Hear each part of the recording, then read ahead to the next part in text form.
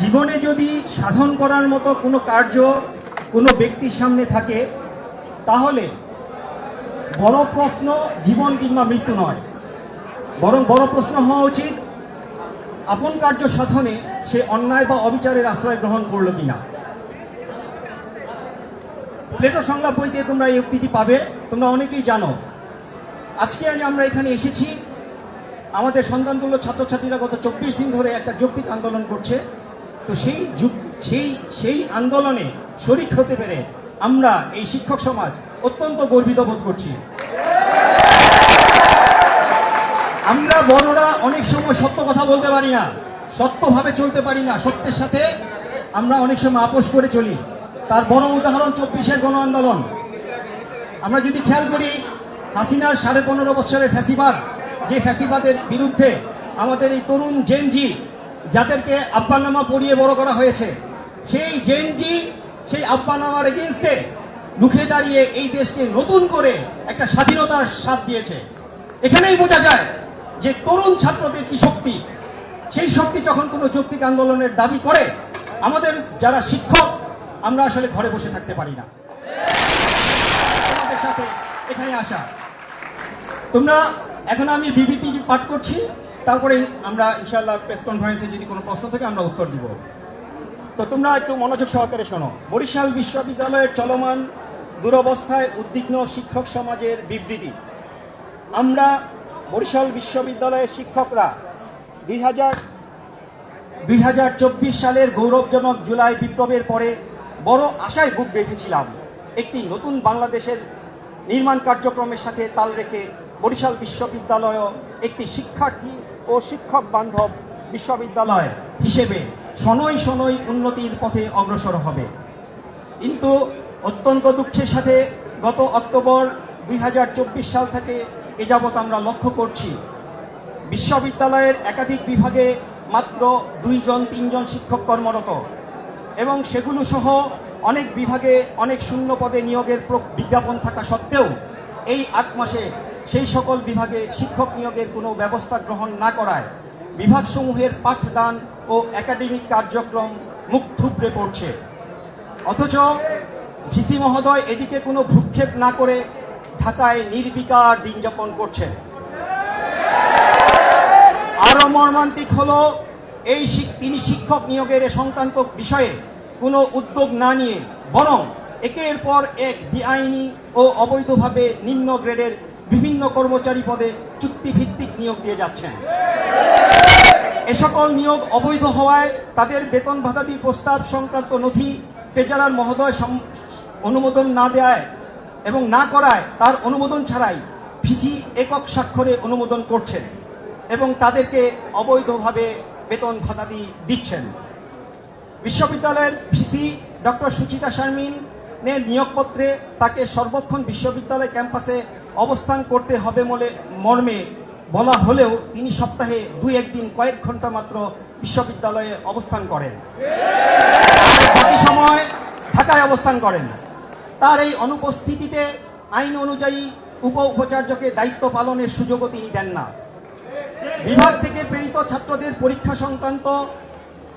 পরীক্ষা ও ভর্তি সংক্রান্ত ইত্যাদি বিষয়ক বিভিন্ন একাডেমিক প্রস্তাব তার দপ্তরে 3-4 মাস পড়ে থাকে এবং তিনি দেখারও সময় পান না। ম্যানেজমেন্ট স্টাডিজ বিভাগের এক ক্যান্সার আক্রান্ত শিক্ষার্থীর একটি সাহায্যের আবেদন ডিসেম্বর মাস থেকে এপ্রিল মাসে তার মৃত্যুর তারিখ পর্যন্ত ভিসির দপ্তরে পড়েছিল, অথচ তিনি খুলেও দেখেননি। এভাবে ডাক্তারিক কার্যক্রমে মারাত্মক জ্বর ও বিপর্যয় দিন দিন বেড়েই চলছে। ভিসির যোগদানের পর 8 মাসে বিশ্ববিদ্যালয়ের অর্থ কমিটির বা পরিকল্পনা ও উন্নয়ন কমিটির কোনো একটি সভা এ যাবৎ অনুষ্ঠিত হয়নি। ভিসি 2টি সিন্ডিকেট সভা আয়োজন করেছেন, যার একটি ছিল এজেন্ডা গোপন রাখা দূরভিসন্ধিমূলক সভা, যা শিক্ষার্থীদের বাধার মুখে নিয়মহীনভাবে জরুরি একটিমাত্র আলোচ্য বিষয়ের বিশেষ সভায় রূপান্তর করা হয়, এবং অপরটিও ছিল একটি বিশেষ সভা। অথচ বিশ্ববিদ্যালয়ের অজস্র গুরুত্বপূর্ণ বিষয় সিন্ডিকেটের সিদ্ধান্তের অভাবে মাসের পর মাস, দিনের পর দিন আটকে আছে, যার প্রতি ভিসির কোনো ভ্রুক্ষেপ নেই। আর সিন্ডিকেটে তার স্বেচ্ছাচারী ইচ্ছা মোতাবেক সিদ্ধান্ত গ্রহণের লক্ষ্যে তিনি আইন অনুযায়ী সিন্ডিকেটে যে কয়জন শিক্ষক প্রতিনিধি থাকার কথা তাদের সকলকে নিয়মহীনভাবে অপসারণ করেছেন।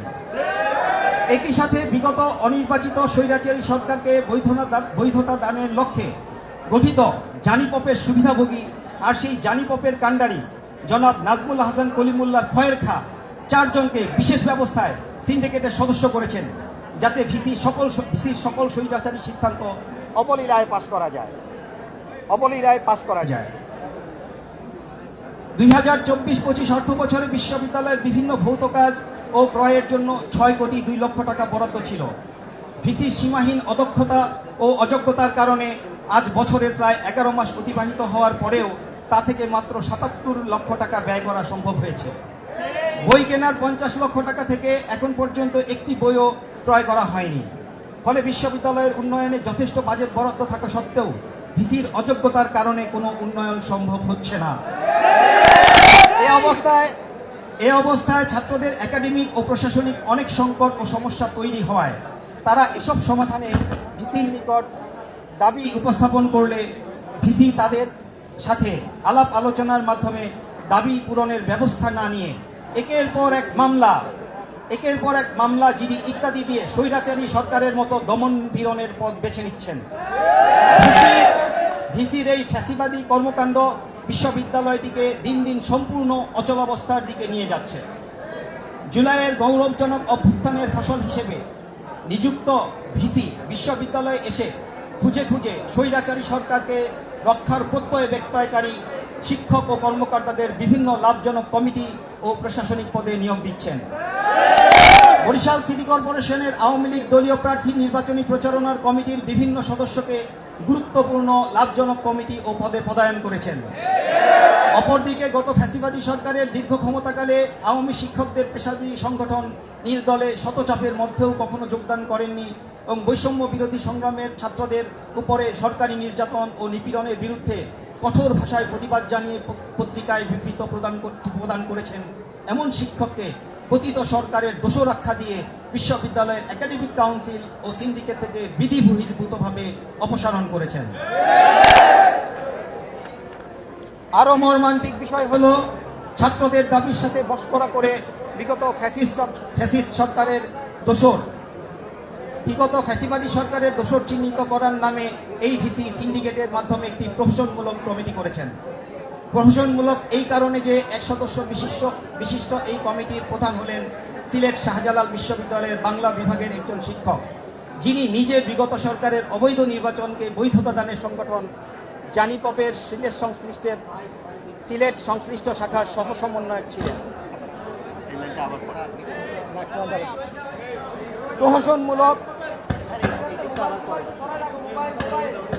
প্রহসনমূলক এ কারণে যে 1 সদস্য বিশিষ্ট এই কমিটির প্রধান হলেন সিলেট শাহজালাল বিশ্ববিদ্যালয়ের বাংলা বিভাগের একজন শিক্ষক, যিনি নিজে বিগত সরকারের অবৈধ নির্বাচনকে বৈধতা দানের জন্য সংগঠন জানিপপের সিলেট সংশ্লিষ্ট শাখার সহ সমন্বয়ক ছিলেন।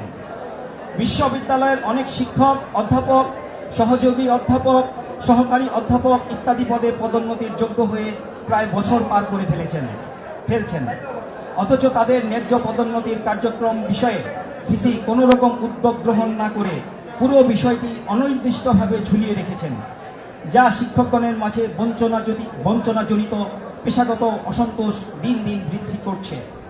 সুষ্ঠু একাডেমিক কার্যাদি সম্পাদনের ক্ষেত্রে এ অসন্তোষ একটি মারাত্মক বাধা। বরিশাল বিশ্ববিদ্যালয়ের ভিসির এ জাতীয় সকল স্বৈরাচারী ও অপেশাদারী আচরণ, দুর্নীতিগ্রস্ততা এবং মারাত্মক অদক্ষতার কারণে বিশ্ববিদ্যালয়টি দিন দিন চরম অধোগতির দিকে অগ্রসর হচ্ছে। এ পরিস্থিতিতে শিক্ষার্থীদের দাবিনামার সাথে আমরা একত্রতা পোষণ করছি এবং